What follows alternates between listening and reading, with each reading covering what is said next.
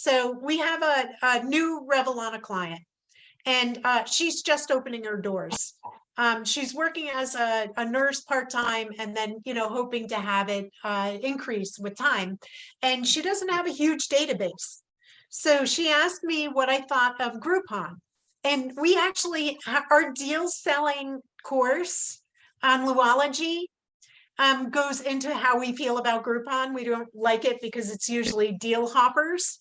But, when it comes to the fact, we're going back to the fact that she's been a nurse forever, but she's new to being an injector. So she sort of feels like, I'm okay. If they're willing to pay me anything and it's more than a vial costs me, I'm okay with that. I just want people in the door, and that's it, right? So I'm like, Groupon.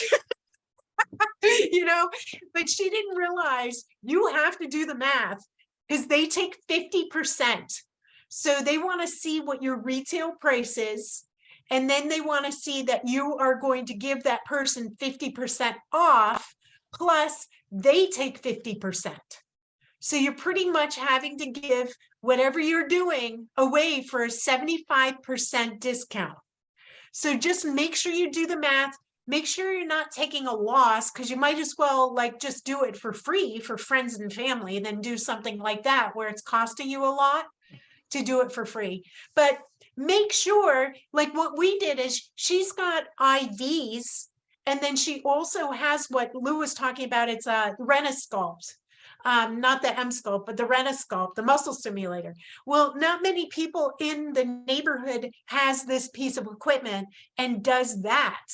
So you're more likely going to, you can give 50% off one treatment with Groupon. They don't know that you're supposed to go back for 6 or 7, or it could be forever, so she could do it on the IVs, but she's choosing to do it on the Renisculpt because there isn't a lot of competition in the neighborhood.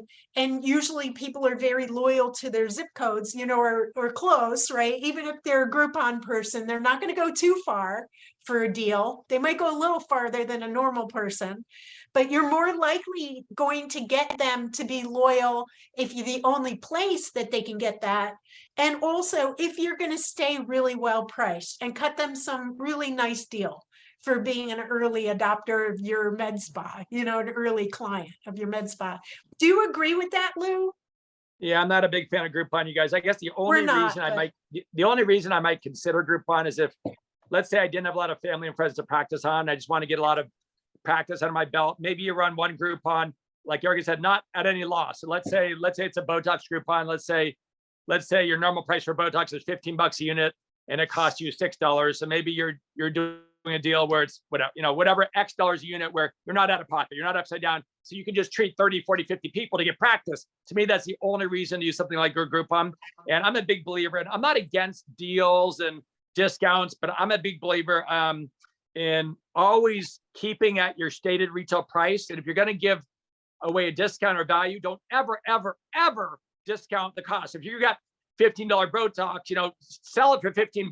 Don't drop it to $10, but say, okay, come in and get your $15 Botox and get a free Lume cleanser worth $30, or a chemical peel worth $100, or blah, blah, blah, blah, blah. Give them extra added value on something that'll cost you minimal. So you're training your customer to always pay that stated price, and their extra value, their extra, oh, that's so nice of them, is something above and beyond that you're going to offer them. It's kind of like, you guys, one of the biggest skincare companies in the country, I think they suck personally, but they're called Clinique. You may have heard of Clinique before.